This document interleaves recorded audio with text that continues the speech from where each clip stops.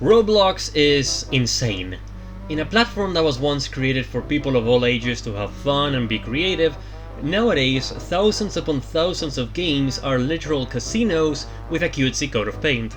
And RNG games are the worst case of this.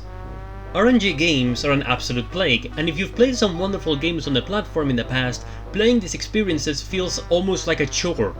99% of the experience is nothing more than leaving a random number generator running in the background while you do other things. Sure, a bunch of these games might have obbies to try and beat, but it doesn't help you get anywhere, and the core gameplay, if you can even call it that, it's just the game playing itself. Not to mention, pretty much every game of this type just centers around the act of rolling, and nothing else. Take Container RNG for example. You can get a bunch of items and furniture to sell like you're in bidding wars. However, all you can get with the money is more containers and upgrades to those containers to get more money, to get more better containers, to roll more, in a vicious cycle that at the end of the day leads nowhere. If I had a say in the design of this, I would have made it so each player got their own house. Kinda like in Work at a Pizza Place, you can use the money to increase the size of the house, and if you happen to find an item you like, you can decorate it using said item. It would give you something actually fulfilling to do. Another game that disappointed me was Character RNG. See, when I started playing Roblox, it was one of the first games I saw, and I thought at the time that in that game you'd get to fight other players in a round using whichever character you got. I was pretty naive back then, I suppose. But no. Again, all you do in this game is leave the slot machine running while you do a lot of nothing, save for maybe a few obbies that get you potions to increase your chances for no more than like 2 minutes. Okay, I have to admit, I kinda suck at obbies, you know, like the only obbies I've ever played, like all the obbies I ever play in this platform they always have the same thing, including those bullshit ass 3 paths that require no skill. It's just trial and error. Okay, so can I at least do the easy obby, please, so I don't make a fool of myself?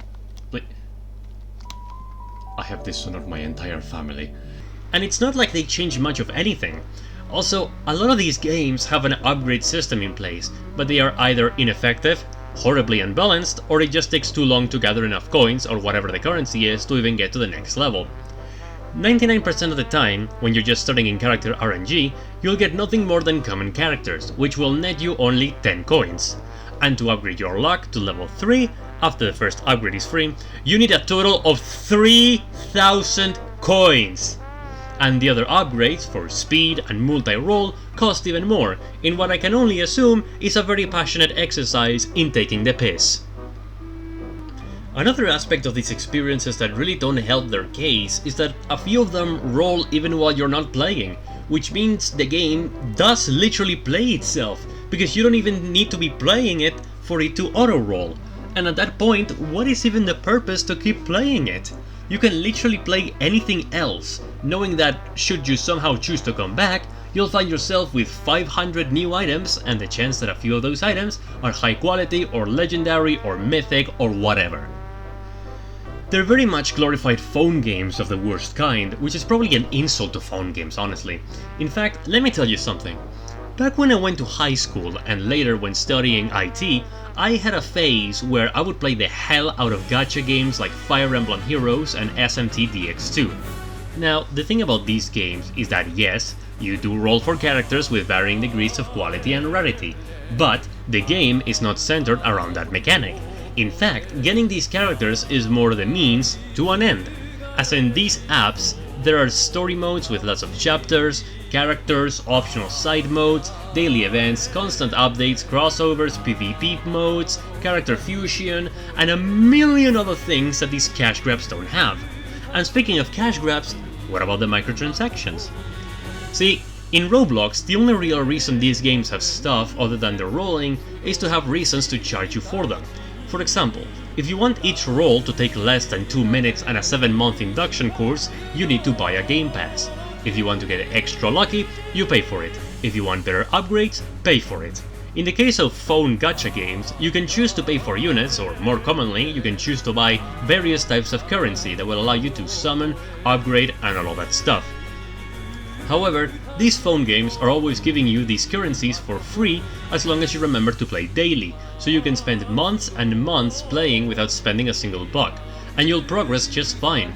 And while they can do the usual thing of having seasons where the more you play the more you earn, at least they won't make you pay for a premium battle pass as far as I'm concerned. Now granted, I know this is like comparing Genghis Khan to Hitler in terms of people killed. Both of these types of games are bad in their own way, and there's a reason I stopped playing gacha games, because unlike RNG games, these titles had too many things to do daily and it eventually got overwhelming.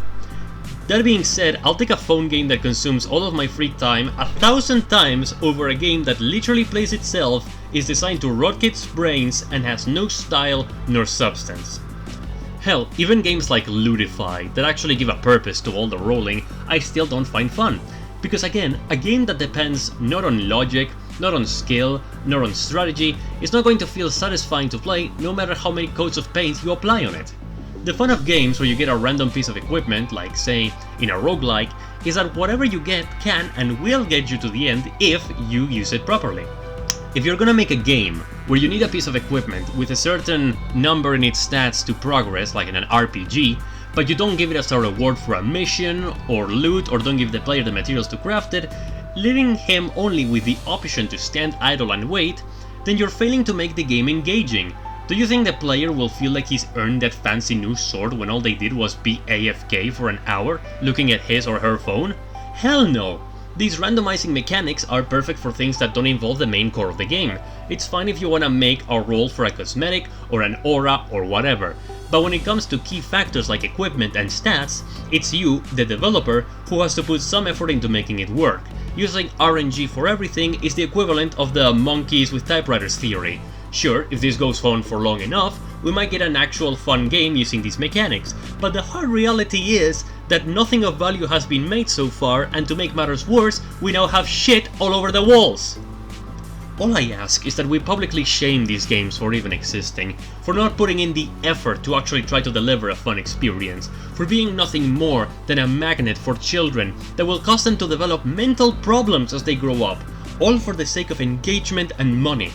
When Roblox finally gets sued, I really hope to see a change, and if the Roblox situation is so bad that the platform closes, then at least we won't have to deal with its brain rot ruining new generations any longer.